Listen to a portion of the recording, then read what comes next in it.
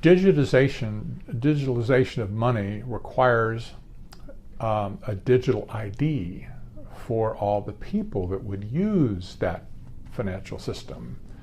And this is part of the big rub with this whole thing. A digital ID, a digital identity, doesn't simply mean that you have now some kind of a new, like a driver's license, with a chip in it. That's not what this is talking about. Digital identity means that you can be identified in such a way to attach all of your history, your activity, and your future to one single point that represents you.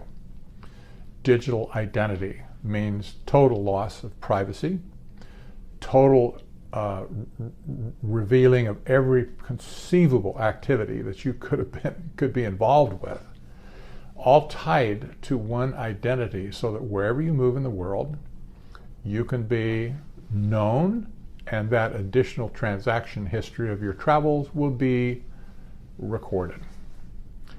A lot of people talk about how great Bitcoin is, for instance, but in the case of Bitcoin, you have a blockchain technology that underpins Bitcoin and puts all of the transactions into what they call a blockchain, where there is no transparency either. It just happens to be distributed, but where there's no one central place it's stored, but you can still look into anybody's blockchain and see exactly who did what, when, where, how, etc.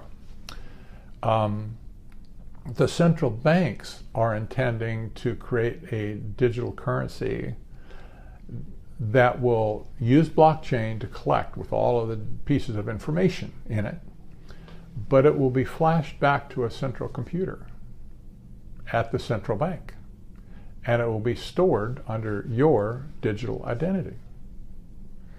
That will be able to be analyzed using artificial intelligence software, where they can predict your behavior, and if they don't like the behavior that's predicted, they can modify your behavior before you commit that behavior that's unwanted. This is the essence of scientific dictatorship in the end. Whoever controls the data controls the object of the data. In other words, where it was collected from. So if the central banks are able to collect all of the financial data plus all of the other transactional data, so say you buy a house, for instance. You buy a house, well, there's a blockchain transaction that's generated with that. It's not, you paid money for it, but still the title is recorded in blockchain. That can also be flashed back to your digital identity. So all the parties are known, they're in the computer now, and can be analyzed. Wherever you might go, wherever you might show up, whatever you did on social media, tags where you are, or who you're with, or whatever. All of that information can be transmitted back to be attached to, in blockchain form, attached to your digital identity. So we say that wherever the data is collected from, whoever has that data in their hands will control the source of the data. That means the people from whom it comes. They're intending to do this to the whole planet.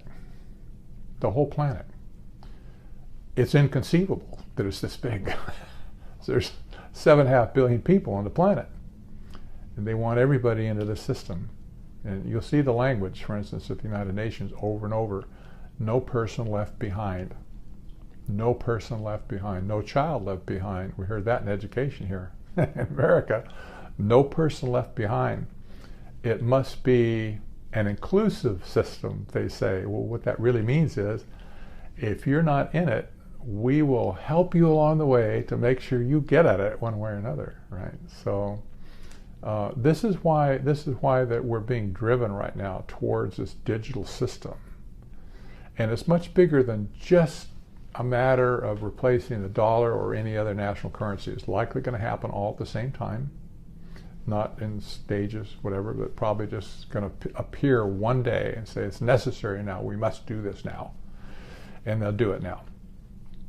And that would be the end of the old currency system. That would be the beginning of a new currency system.